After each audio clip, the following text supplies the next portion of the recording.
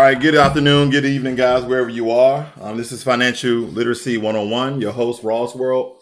We're going to get right into one of the books I've told you guys about, and that's Think and Grow Rich, A Black Choice. And I'm going to just basically go over some of the information in the book that I think will absolutely help you guys. So I'm trying to set up here, just bear with me. Of course, I messed some things up. There we go. I'm going to let you see my screen here. Share that with you.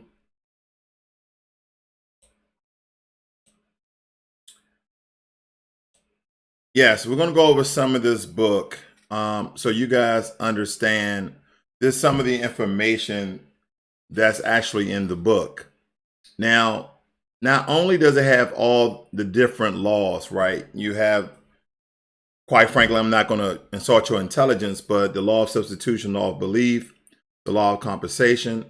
But there is some information that that I want to go over with. Now, I'm trying to get this bigger for you guys, but there is a piece that I want to read that's right here to you, guys and girls. Yeah, it's a really good book. I think I lost my spot. Yeah. All right. Starting from the bottom, the last paragraph. Man's essential characteristics is his rational faculty. His mind is his basic means of survival, his only means of obtaining which he desires. Life for each of us is exactly as we construe it to be, according to the mental law under which we labor. All notions of theology and metaphysics are for each of us exactly as we sense them to be. For ideas that take root in our minds determine the scope and limitations of our well-being. This is the basis for the astonishing law of prosperity and success. Simply stated in 3 words: believe and succeed. Thinking along similar line, Shakespeare put in this way: our doubts are traitors and make us lose the good we oft might win by fearing to attempt. I'll say that again. Our doubts are traitors. See, when you doubt yourself, you're actually being a traitor towards yourself, and makes us lose the good we oft might win, because those doubts hold you back. So you stop, you don't continue on, you don't fight through. And that's the fearing of attempt. The English dramatist George Bernard Shaw reasoned, people are always blaming their circumstances for what they are. I don't believe in circumstances. The people who get on in this world are those who get up and look for the circumstances they want. And if they can't find them, they make them. Okay, I'm going to read that one more time, and I'm going to put us back on video. Our doubts are traitors and makes us lose the good we oft might win by fearing to attempt. And then George Bernard Shaw says, people are always blaming their circumstances. People are always blaming their circumstances. People are always blaming their circumstances for what they are. I don't believe in circumstances. The people who get on in this world are those who get up and look for the circumstances they want. And if they can't find them, they make them. Very, very, very powerful stuff. Now, like I said, I don't want to bore you. So I wasn't going to read all of that information to you guys, okay? I wasn't going to read absolutely everything. But I want you guys to understand that in this book, Think and Grow Rich, A Black Choice, it's basically a refresh, essentially. The original book was written by Napoleon Hill quite some time ago. And Dr. Dennis Kimbro, he put his black spin on it. Now, he also, if you look at my thumbnail, he also have some other books, Black Wealth. Basically, he has a couple books. I don't want to butcher the other books. I haven't read those books. I've read halfway through this book, and I'm always stopping because the wisdom and knowledge in this book is absolutely phenomenal. Because to become rich, and the reason why he says it's a black choice, the reason why he says a black choice And it hit me profoundly, right? It was astonishing that being rich is a mindset. Yes, being rich is a mindset. And this actually deposit money. Like, not just thinking that you're rich on a spiritual level. No, we're talking about on a monetary level, on a aka materialistic level where you got dollars in the bank. That type of rich. We're talking about, but it first starts with the mindset. And I realized that when I connected this book to the Richest Man in Babylon book, okay, with the Richest Man in Babylon look, okay. Oh, I got to check that version out. Okay.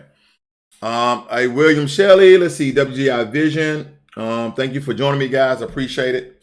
But anyway, I realized that being rich is a mindset. And a lot of times, where Shakespeare said that your doubts are traitors, meaning your doubts hold you back. A lot of you guys are in a vicious cycle. You're in a vicious routine, and it all starts in your mind. And a lot of this, we have these premonitions that we're going to die pretty soon, right? And what happens when you don't? Okay. Now, granted, I have a will set up, and I really advise everybody get a will set up. This is not to be morbid or doom and gloom sort of video, but it's realistic. Okay. So if you so happily pass away, at least you know where your wealth is going to go. I'll leave it as that. But thinking is a mindset that you have to develop before you start to do anything else. And I realized that I had this mindset when me and my mom were homeless for 2 weeks, even at that young age, because my mom passed away when I was 12 years old. But I remember those things because they were very traumatic. See, kids, and when you become an adult, you remember those things because they were so traumatic. I remember my Uncle John getting shot right down the block from where I lived at in my apartment. And he came up, he got shot in his shoulder, and he was yelling up the street for his sister, my aunt, who also passed away 2 years ago. But anyway, he came up, he had blood, gushing out of his arm. He had blood, and we called the ambulance and all that. And I'm just telling you those dramatic things. And if we would have lived in a better neighborhood, could that have happened? Yes. What's the likelihood of that happening? So all this is about the mindset of giving your finances in order, because you don't want to put your family in a situation, because a lot of times people say, well, you need to fix your community. One person, two people can't fix your community. It has to be a large group of you fighting for the right thing. But what if you don't? What if your focus is somewhere else? And I'm not saying, oh, you should move out the hood, you should move out the ghetto, you should move away from black people. I'm not saying none of that. There's a lot of good neighborhoods where it's either mixed or it's predominantly black. I'm just saying that in order to reach the wealth, to reach the riches, to reach the financial stability that you want, it first starts in the mind. Now, I've also told you about, and hopefully you guys follow through, is Robert Greene's 48 Laws of Power. And if you just Google it, they have a summary. They have a summary on the internet that you can just download for free. And like I said, this will help you in all walks of your life. Okay. And if you bear with me, we're going to go over a few of them. We're going to go over a few of the laws of power. It's only 48, but I'm not going to bore you. All right, we're going to look at my screen again. All right, here we go. Law 1, never outshine the master. Now, you have to kind of dumb this down to modern day levels of today. Always make those above you feel comfortably superior. In your desire to please and impress them, do not go too far in displaying your talents, or you might accomplish the opposite. Inspire fear and insecurity. Make your master appear more brilliant than they are, and you will attain the heights of power. Now, let's just go ahead and replace master with boss, master with supervisor. Okay, they're synonymous. So don't get hooked onto the master part. That just means boss. Again, these are speaking in those old English, terms sometimes. But it's saying don't let them know all your talents. Don't let them know how intelligent you are, because your boss is going to feel threatened that you'll take their job. But you want to feel eager to learn. And then it says, inspire fear and insecurity, meaning have a sense of being uncertain, unsure about a certain thing, so your boss can teach you these things, right? So your boss can teach you these things so they feel superior. It's all about moving up. See, it's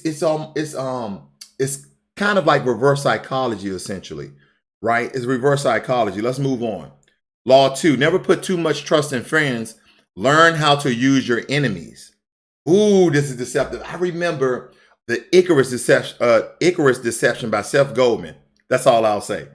And then also The Power of the Subconscious Mind, The Art of Not Giving a that's a good book too. But here we go. Be wary of friends. They will betray you more quickly, for they are easily aroused to envy. That's jealousy. They also become spoil you and tyrannical, right? They did fuel up in little small spouts and bouts about you guys is talking about everything and with other things that happens in your life. Like you tell your friends everything and they can turn those things against you. And unfortunately, we all probably had a friend in our life that turned some very intimate things against us. But hire a former enemy and he will be more loyal than a friend, because he has more to prove. In fact, you have more to fear from friends than from enemies. If you have no enemies, find a way to make some enemies. So this is basically talking about, if everybody got enemies of some sort, right? No one's perfect, so you might have some enemies. And what they're saying is, if that enemy knows that they wronged you, and you go back to them, more times they're so apologetic that they will be more loyal than your friend. I'm moving along, guys, because I'm not going to go through all these. It's 48. Law 3, conceal your intention. See, we allow everybody to know what we're doing. We allow our close friends at work know what we're doing. We allow our brothers and sisters, mothers and fathers, and our close friends know what we're doing. No. Keep people off balance and in the dark by never revealing the purpose behind your actions. If they have no clue what you are up to, they cannot prepare a defense. Guide them far enough down the wrong path, envelope them in enough smoke, and by the time they realize your intentions, it will be too late. You get what I'm trying to say? When somebody trying to set you up, basically, this is all about smoke and mirrors. Okay, this is all about smoke and mirrors. You showing one thing, you're doing another thing. That's all it's saying. Part 1, use decoy object of desire and red herrings to throw people off the scent. Part 2, use smoke screens to disguise your actions. Right? These are kind of like war tactics, but these are war tactics of the mind. All right, how you doing, Miss Curly Girl? Request your credit suite. Oh, thank you. Putting that information out. You know you're a moderator, girl. Go ahead. S.O. Jackson, hey Ross, where I follow you and like your content. Well, thank you very much. All right, I'm moving right along. Law 4, always say less than necessary. We can be very chatty. Even me, I can be very chatty. I mean, other than what I'm doing right now. But at work, I can be very chatty. And sometimes being very chatty, I can reveal even those first 3 laws. I can reveal my intentions because I'm talking too darn much. When you're trying to impress people with words, the more you say, the more calming you appear, and the less in control. Even if you are saying something banal, it would seem original if you make it vague, open-ending, and Sphinx-like. Powerful people impress and intimidate by saying less. The more you say, the more likely you are to say something foolish. I say foolish things all the time. Yeah, that's what I do. But moving right along. Law 5, so much depends on reputation guarded with your life. Reputation is the cornerstone of power. Through representation alone, you can intimidate and win. Once it slips, however, you are vulnerable and will be attacked on all sides. Make your reputation unassailable. Always be alert to potential attacks and thwart them before they happen. Meanwhile, learn to destroy your enemies by opening up holes in their own reputation. Ooh, they stand aside and let the public opinion hang them. I told you, the 48 laws of power is a beast. You thinking I'm playing. Okay, court attention on all courts. Okay, here we go. I'll read this one. Everything is judged by its appearance. When its unseen counts for nothing, never let yourself get lost in the crowd. then or bury in oblivion. Stand out, be conspicuous at all costs. Make yourself a magnet of attention by appearing larger, more colorful, more mysterious than the bland and timid masses. It doesn't mean wear a pink suit. It just means that you this exude brilliance, right? And if you go by the other laws, even though you have this target on you that everybody sees you, you're not saying much. You're not letting people know what you're doing. You're not being chatty. You're not telling all your business. Okay, these things are very strategic. Law 7, get others to do the work for you, but always take the credit. Some of you like, oh no, hell no. I know what y'all saying. Nah, man, nah. Listen, if you ever was a boss, if you ever was a supervisor, then you know what I'm talking about. The people who work for you, they do all the work, but when you write up your performance record, since you was the boss, you take the credit. Now, granted, on their personal performance charts, on their personal performance sheets, you also give them credit. But essentially, those people who do work under you, you obtain their success. Yes, you obtain their success because you are the leader, you are the boss, you're the supervisor, you're the head honcho of that section. Use the wisdom, knowledge, and legwork of other people to further your own cause. Not only will such assistance save you valuable time and energy, it will give you a good like aurora of efficiency and speed. In the end, your helpers will be forgotten and you will be remembered. Never do yourself what others can do for you. You got to learn how to delegate on your job, right? You got to learn how to delegate. Basically, he's saying use people as should they be used. Law 8, make other people come to you. Use bait if necessary. This is going to make you seem important where they can't just fire you and let you go. Like you are the most valuable piece on the chessboard. When you force the other person to act, you are the one in control. It is always better to make your opponent come to you, abandoning his own plans in the process. Lure him with fabulous gains, then attack. You hold the cards. Strategic mind tricks. And some of you might say, this is devilish, this is evil. No, this is what people have been doing for hundreds of years, and it's time that you use it in good ways. So I need for you to turn on your intellectual mindset. I need for you to put on your smart hat. I need for you to dig deep and think that these things are good for you because you have not been thinking like this before. Law 9, win through your actions, never through argument. Win through your actions, never through argument. That also goes by not saying too much because you'll seem foolish. Okay? Any monetary triumph you think you have gained through argument is really a heroic victory. The resentment and ill will you stir up is stronger and lasts longer than any monetary change of opinion. It is much more powerful to get others to agree with you through your actions without saying a word. Demonstrate. Do not explicate. Do you understand what I'm saying? Don't argue about it. Be about it. Let me see it. All right. Law 10. Infections. Avoid the unhappy and unlucky. Ooh, this is powerful. You can die from someone else's misery. You can die from someone else's misery.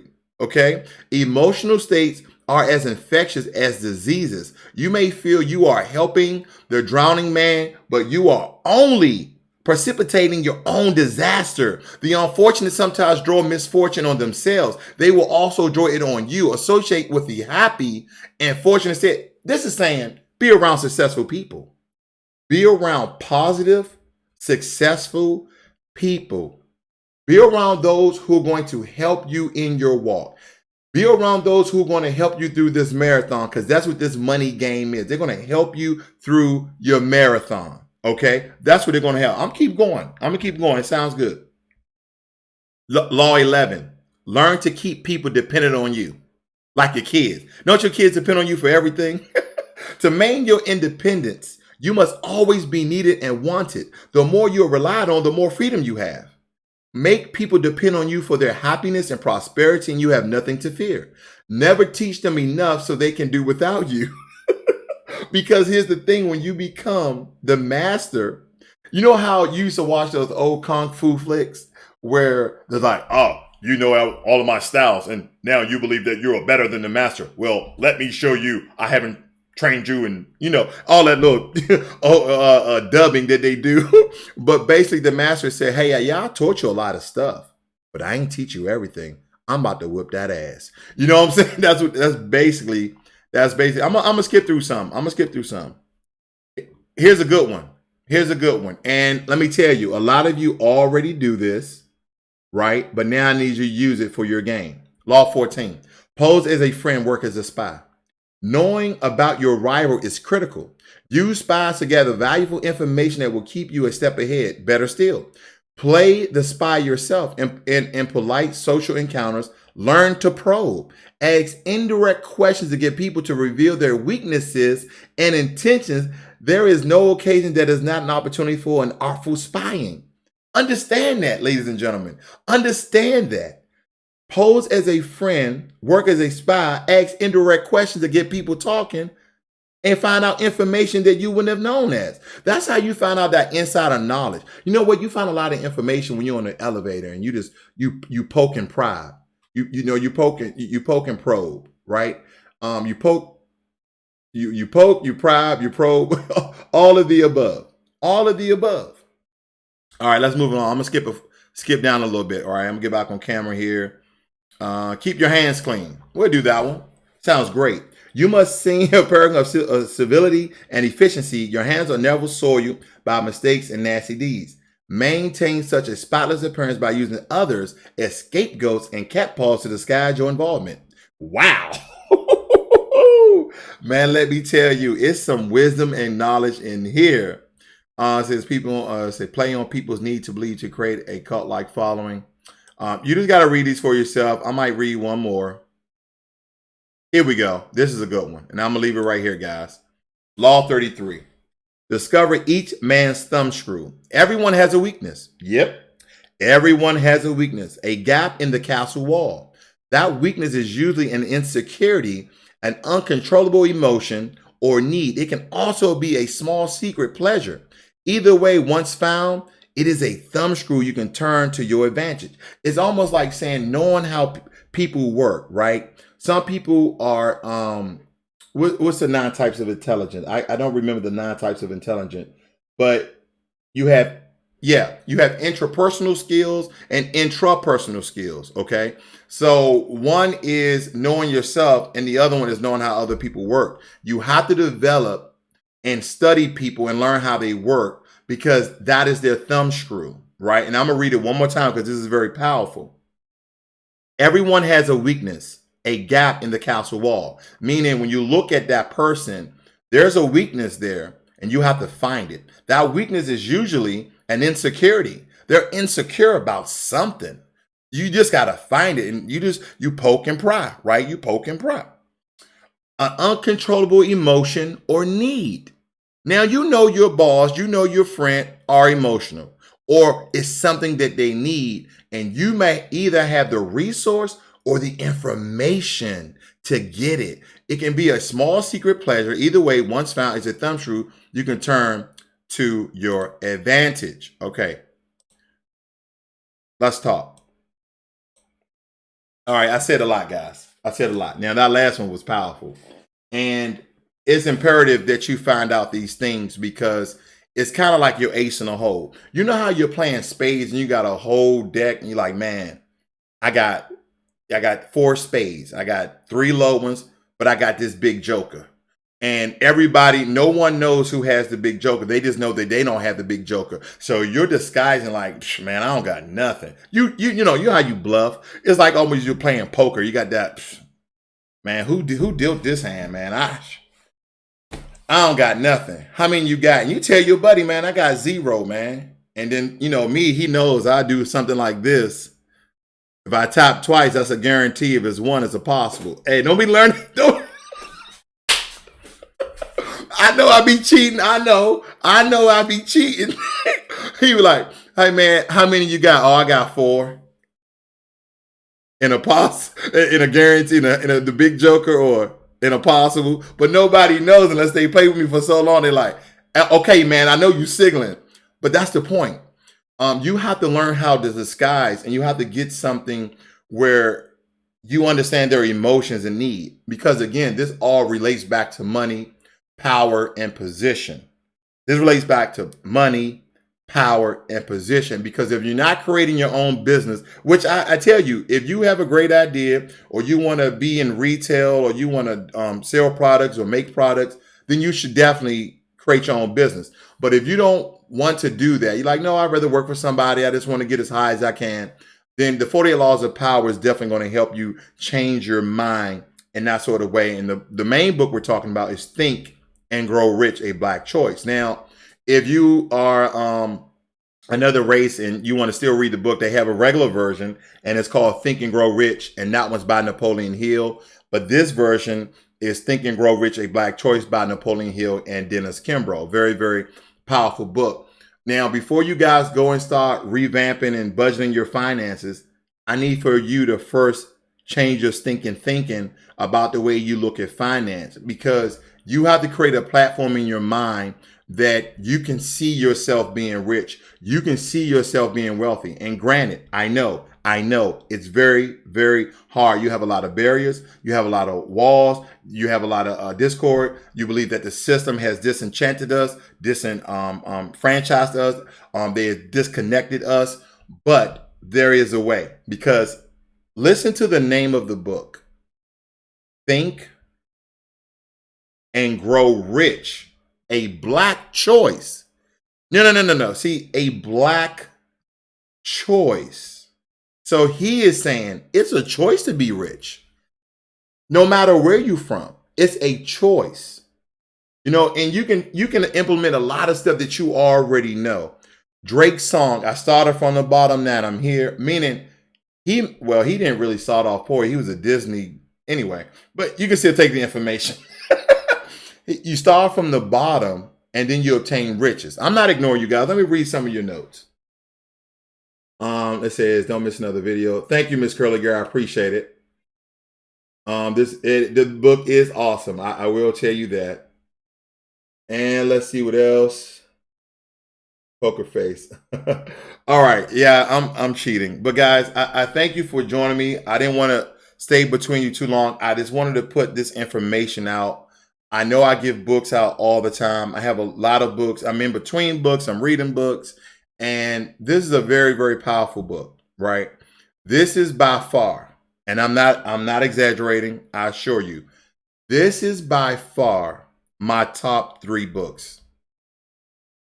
By far. By far. You're going to read this book. You're going to get within 200 pages of this book, and your mind is going to be blown. Now, I know I showed you the digital copy, and some of you are like, oh, I need a real book. Well, then buy the real book, okay? But I like digital books that I can use my phone and read wherever I'm at. I'm not carrying no tablet now. I know some people like the screen is too small. You got bad eyes. Then buy the book, okay? Buy the book. The book is very powerful. Now, granted, I found this out today from a friend, and you can actually get the book by Tony Robbins, Unshakable, for free off his website. The only thing you have to pay is shipping and handling. Supposedly, and I didn't check it, so don't beat me up if that person, misunderstood the content. But supposedly on his website, you can order the book for totally free, and you have to pay shipping and handling. You know what? Why not? We're online, right? We're having a good time. Let's check it out. Let's check it out. If you just bear with me, I don't know how to spell. Let's see what he says. Okay. Oh yeah, get a free copy. I'm gonna show you my screen. Here we go. I'm excited. Hopefully you are. It's a free book. There's no excuse right now. You have no excuse. You have no excuse. Look at the top right. You have no excuse right now. Did I just minimize that? I'm sorry. Yep. Right on the top right, you should see get free copy. Unshakable.